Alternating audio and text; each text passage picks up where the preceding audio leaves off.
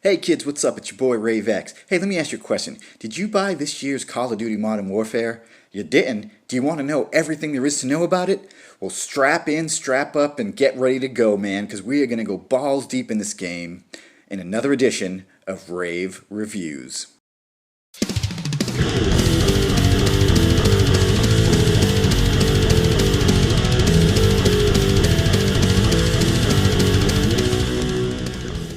Alright man, so right off the bat, the thing that you get with this game is you get three main things. You get a single player, a multiplayer, and a co-op. Now let's go over the single player. I've played about halfway through. It's okay, man, it's fine. You know, I kind of like a little bit different from single player games. I like you to just let me customize my guy, give me my weapon, and let me just dive in and do what I need to do. And they don't really let you do that, man. It's kind of episodic. You're definitely going through a story, you're meeting new people.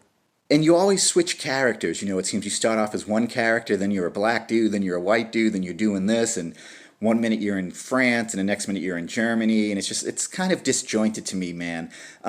It's okay, it's not horrible, it just seems like a very generic Call of Duty Modern Warfare campaign that will run you about 5 hours.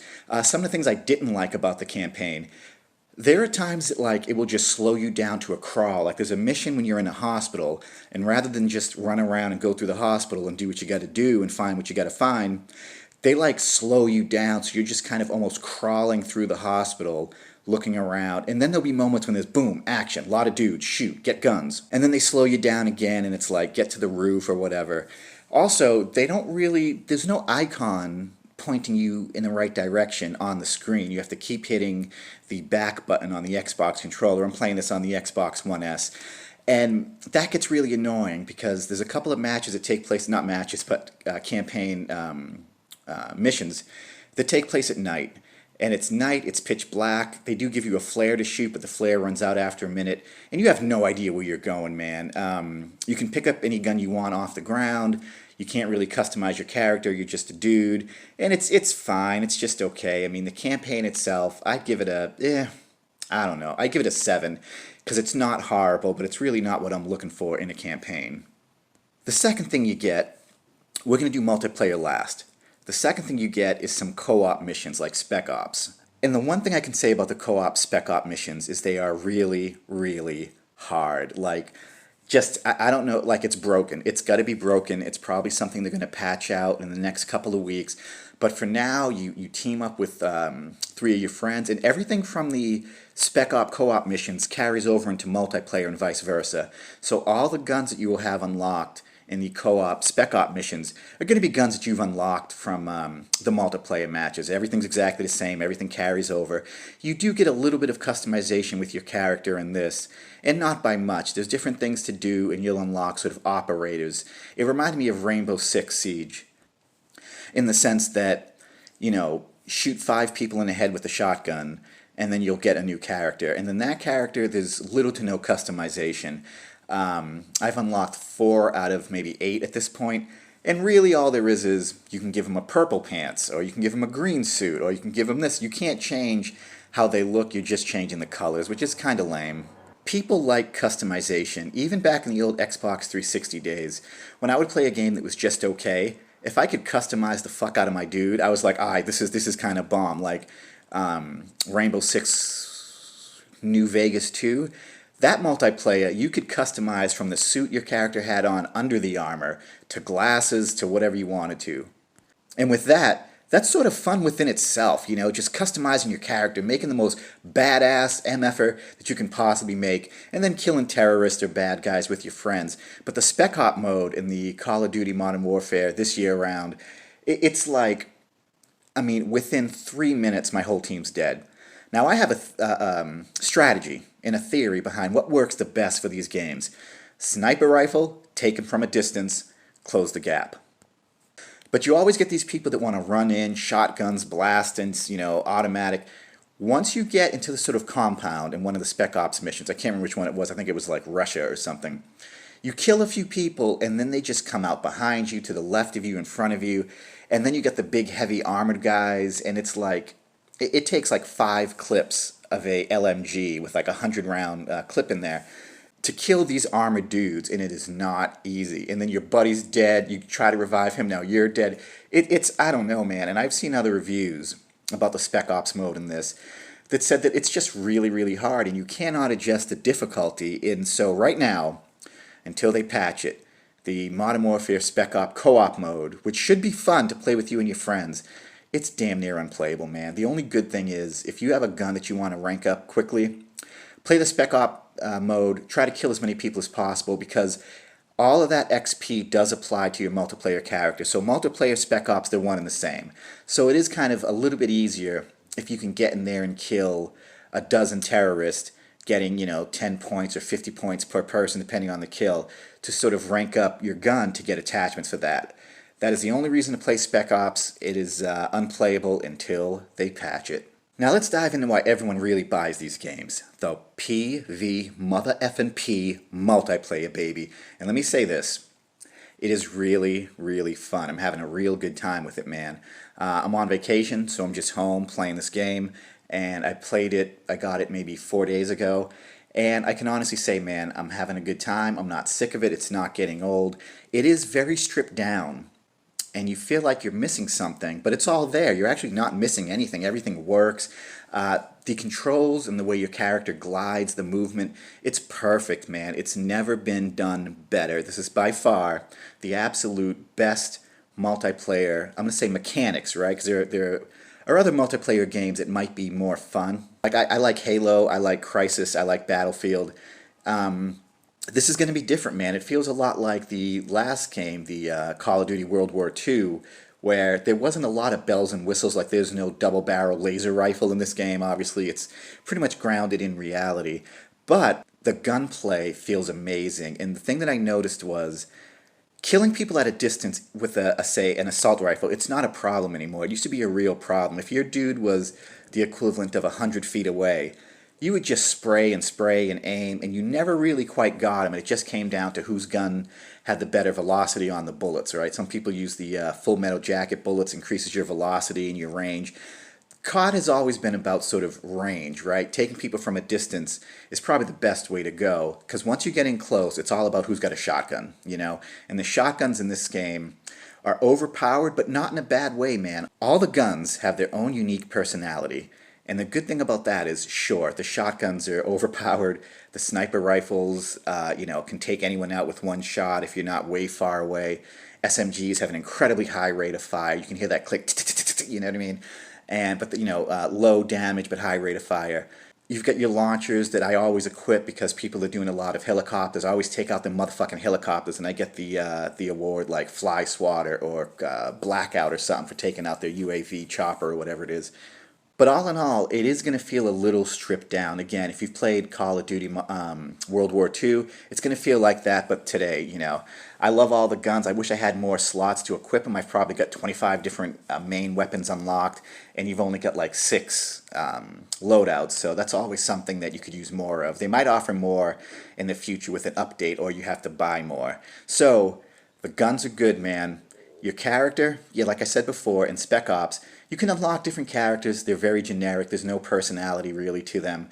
At the very least, what you can do is you can change the color of their clothes. You can't swap out a helmet. I don't know why. I don't know why it's so difficult for them to just, let us customize our dude, man, because that's what I want to make. I don't want to make me. I don't want to play as a little white girl. I want to play as Rave, mother effing X, because that's how I roll. Anyway, it's okay. You're not seeing your character anyway, There's some new sort of finishers in there, which is really cool. There have been other games that have this, but COD hasn't had it in a while. You can come up behind someone and melee them, or if you hold the stick down, you'll go into a third-person view where you can see your character, where your dude will like stab him or hit him in the head and kick him in the leg and then bash him in the face again.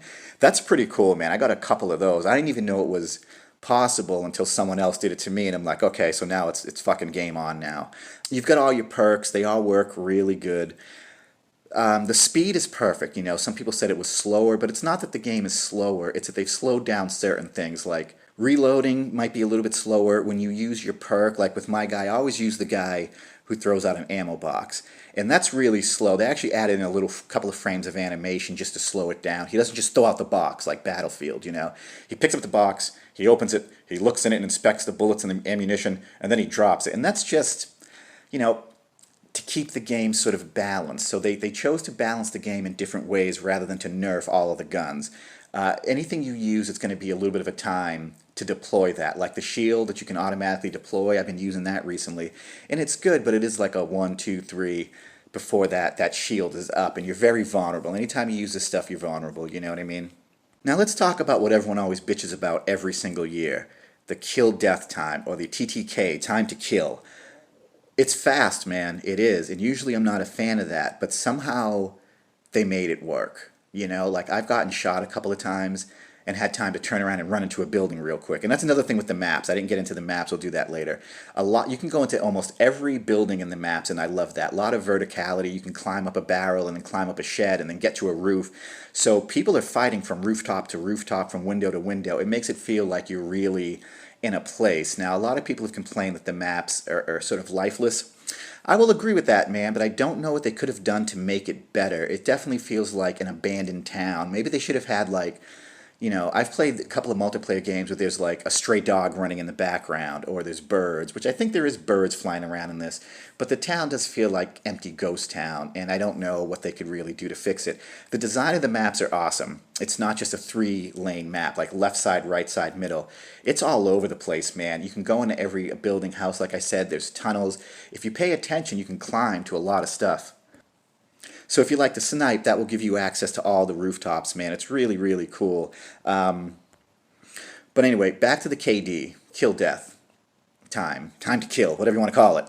I thought it was really fair. There was never a time that I pulled my trigger sooner than the other guy and felt like I got robbed from that kill. If you pull your trigger quicker than the other guy, and assuming that you're like at a real life distance of 20 feet away, you're going to win. Shotguns will always win at close distance. Sniper rifles, I couldn't figure out if there was bullet drop to it. There might be some bullet drop, but it's slight. But anyway, anyone who's saying it's too fast, you know, I get it, whatever. It's definitely not too slow. It's faster than Battlefield. But they made it work. You know, it really feels good. I hope they don't tweak it next year. It's spot on. And speaking of Battlefield, there's a mode you can play in the multiplayer quick match option, which is like ground war. And that really felt like Battlefield because I was jonesing for multiplayer, man. There wasn't anything good out. So I went back and just downloaded Battlefield 4, and I had forgotten how awesome Battlefield 4 is. This feels a lot like Battlefield 4.5, and not in a bad way, man. It's really, really good. Like I said, the timing, you can run, you can slide, you're climbing stuff. And for the first time ever, I don't know why no one's been talking about this, man, Call of Duty Modern Warfare has vehicles. That's right. If you play Ground War, you can get tanks and APCs, and there's dune buggies, and there's ATVs. You got choppers, all that stuff, and all the vehicles feel really good. Like the second I hopped into a tank, I just hit the buttons and the controls that I thought should go with driving a tank, and that's exactly what they were. You know, the problem I've always had with Battlefield and stuff is those, you know, you're trying to pilot something and it's just kind of, it really takes a lot to get used to because they're using the stick as the throttle in reverse, but the stick also turns you a little bit. It's always a mess. The vehicles in COD Modern Warfare this year, for the first time, man, vehicles, kind of a big deal. I never thought you'd see that. They feel perfect, really good. And if you're lucky enough to get into a tank, you can mow down like 8 or 9 motherfuckers before they actually blow up your tank. It takes 3 rockets to blow it up. So yeah, man, vehicles in COD. Who would have thought it would happen, but it did. Now let's get into graphics and sound. Obviously they've got the sound of these guns down to a science now. They sound really good, punchy. I'm running it through a 5.1 surround sound. It's a decent surround sound. It's not the best, but you can still hear that, you know, with the larger caliber ammunitions and the small, you know, with the SMGs. And the thing that they implemented in these first-person shooters a few years back is your bullets, when they're going through someone, make a sound. And at one point it sounded like bullets going through paper. Now you'll get a and you'll get a thud like when they're going through a body, so you know that you're hitting them, you know, right off the bat. Of course the graphics are good, man. Everything looks awesome. But what I did notice was this is the first time I've seen HDR or high dynamic range actually work good. Usually when you enable HDR, like with the most recent Tomb Raider game, it made things look more kind of vibrant colors blended into each other better, but it took away from some of the detail. It seems like in this game, COD Modern Warfare, they managed to nail a perfect balance between high dynamic range and the colors blending in. Like you don't just get brown then beige. It's like a brown and then it will blend into beige, or blue blending into light blue, or dark red blending into a sort of lighter red or white. And it blends seamlessly, man. It's the best looking game, best looking Modern Warfare I think we've had.